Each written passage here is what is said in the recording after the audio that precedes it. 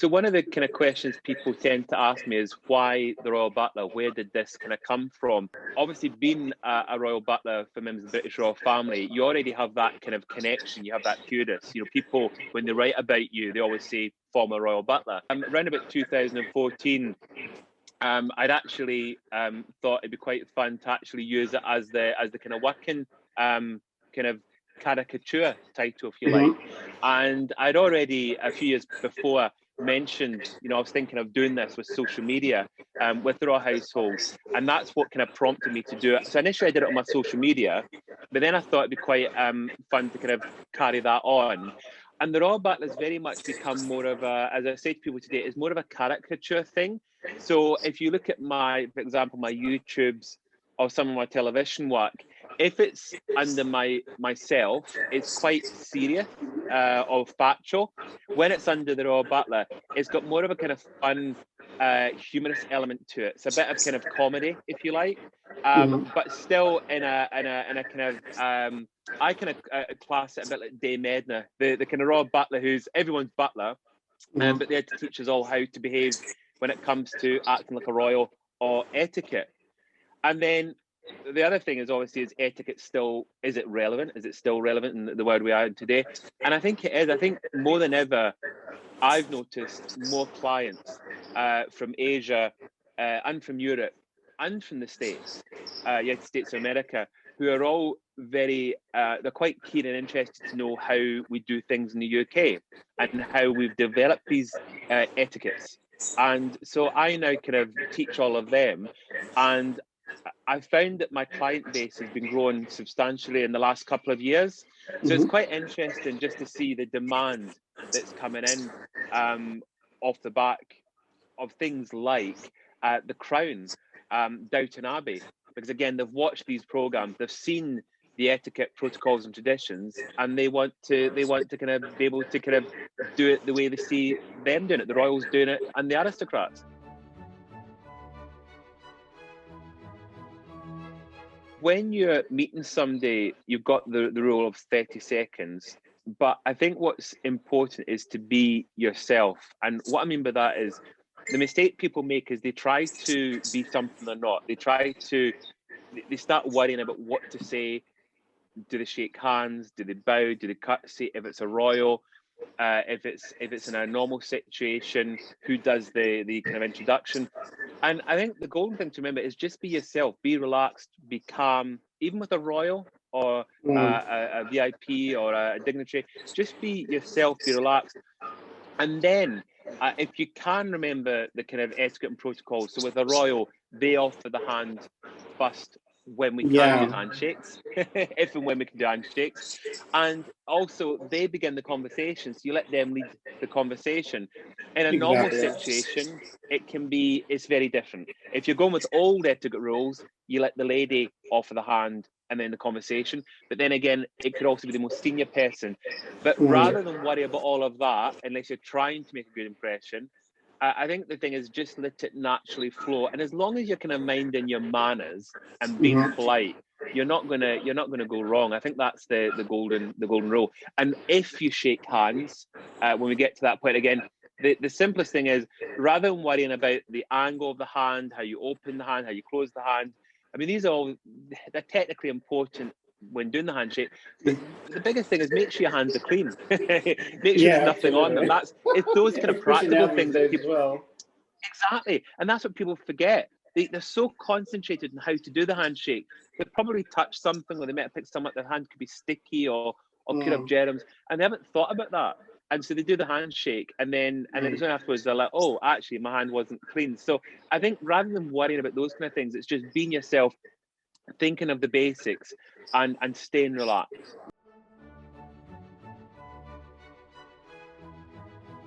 This is the handshake etiquette, is that, as I mentioned earlier on, normally it would be, so if it was a royal, the royal has to offer their hand first, regardless if it's male or female. If it's in a normal situation, normally the lady offers a hand first, or it can be the most senior. So again, it could be a titled person, a senior politician, prime minister, president. They offer the handshake first.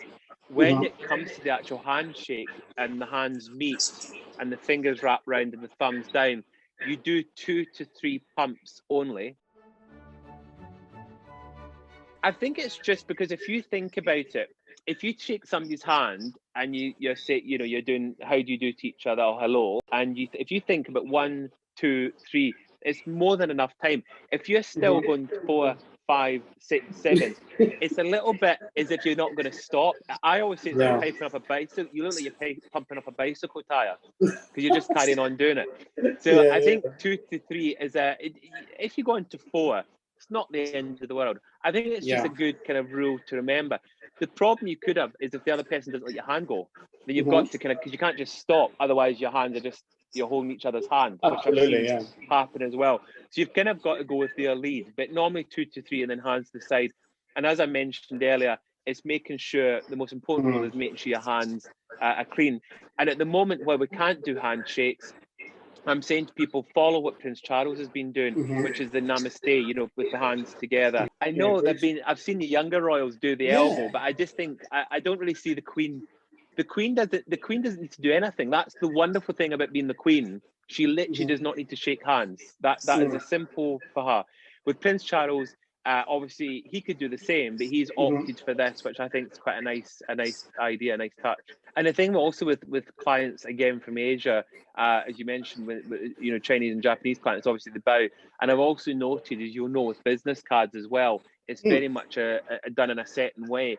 And I've said to people that when it comes to etiquettes of other countries, it's really important to understand not everything, because we're not trying to be experts in every field, but at the same time, you just need to understand, especially with introductions, that's one of the things to expect. Where in the UK, especially not in a business setting, you wouldn't just give a business card unless it was a business setting. But even then, I tend not to give a business card until the end of the meeting, where a lot of people will do it at the start, which is completely fine. So I'm aware that with them, they expect to give you a card.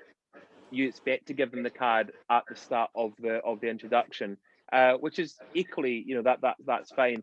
That's why I think it's just important to understand a little bit about the different traditions, protocols, and etiquette with other countries.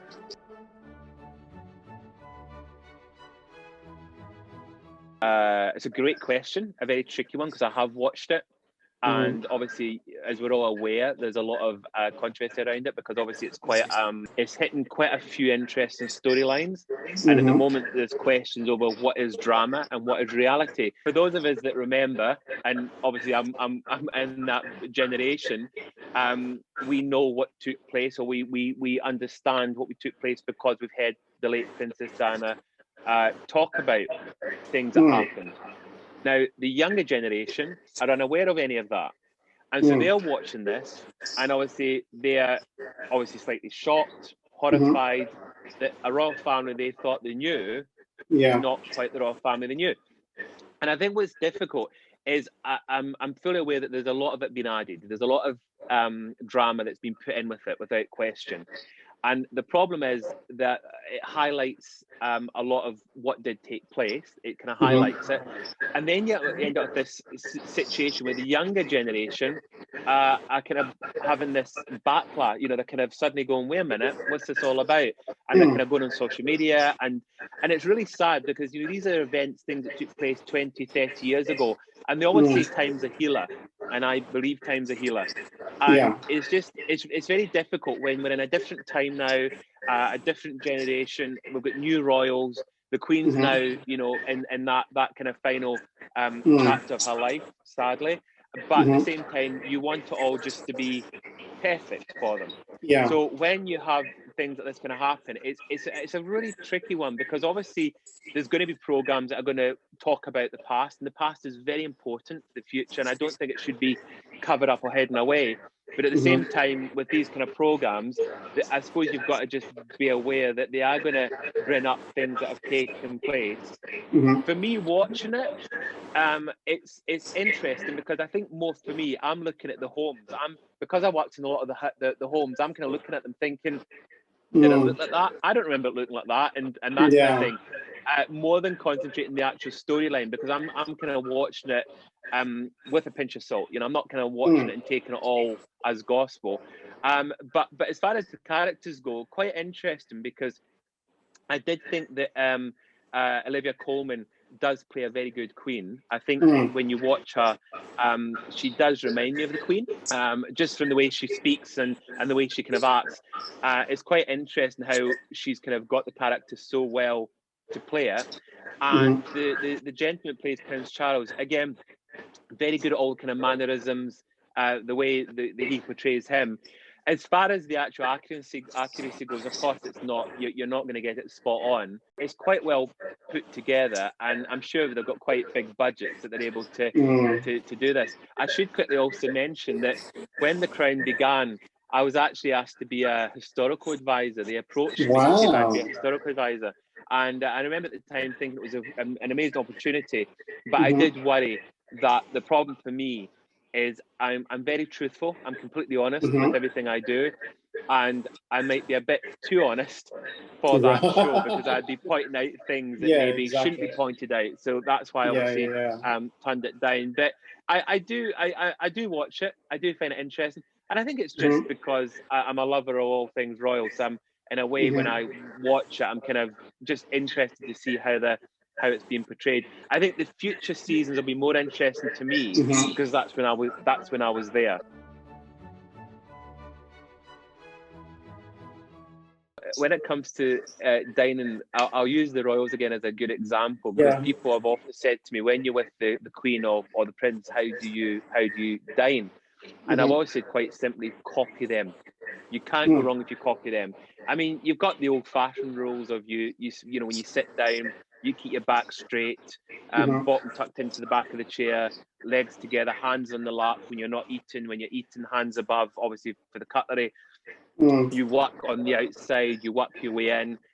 You have your white wine for the starter. If it's 3 courses, white wine for the starter, red wine for the main. And then potentially, if there's a pudding, there might be a pudding wine. If it's a luncheon, there's a cheese, there could be a port. So those are the kind of golden rules. But on saying that, every meal can be very different, and you can have different courses and different wines, different etiquettes, and that's why you've got, again, to follow what the royals do. There's also another tradition that I've noticed within aristocratic homes, where for the start in the main course, you speak to the person on your left. So the host would start, and the host would speak to the lady, normally a lady on his right, sorry. And then after the start in the main course, for the pudding and the coffee, he would turn and speak to the person on his left. Now, this would have a chain effect around the table, and that was one of the kind of eating etiquette rules, or conversation etiquette, is that you would start with the person going with the host lead on his right, and then to the person on the left. And that's something that a lot of private homes still do. So you might not be aware of that, but again, as soon as you sit down and conversation starts, it normally just adjusts and works out beautifully. It's quite interesting when you see it done.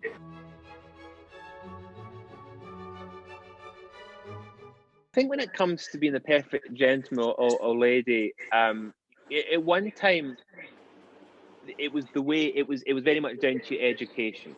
It was down to your upbringing. It was down to your background. But then, on saying that, you didn't need to be from a stately home to act as a lady. You could be from any kind of background. But it was very much, I think, at one time, without question, it was a status thing. Where today, those barriers, I think, don't really exist. I mean, anyone can be a gentleman lady. It's just down to the individual.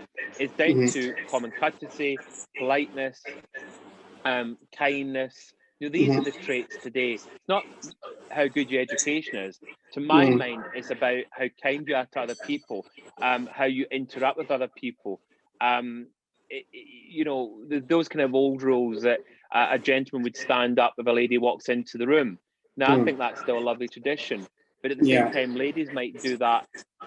There's nothing to say a lady doesn't want to do that for a gentleman walking into the room. That's the wonderful thing about evolving etiquette and manners. To do those kind of things, be respectful of each other, be kind to each other. That's really what it comes down to. Not so much about if you hold the right knife or fork at dinner. At one time, that was seen as, you know, being a gentleman or lady. Do you know how to do those kind of things? But I think, as I said, as long as you just remember general day-to-day politeness, holding doors open for people, regardless of who you are, I think that's what makes you a gentleman or a lady.